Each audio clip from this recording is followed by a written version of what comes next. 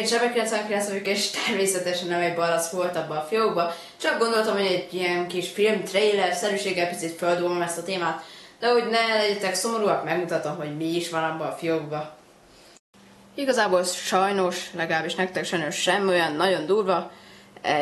Várjunk, így mutatom mindjárt. Egy plüsvaci volt benne. Egy furúja papíros ragasztó, meg egy nem túl előnyös kép. De azért szép vagyok, nem?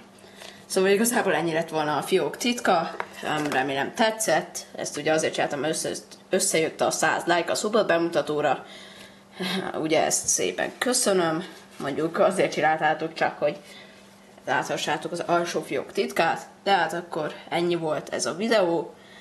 Örülök, hogy megnéztétek, remélem élveztétek a trailert. Sziasztok!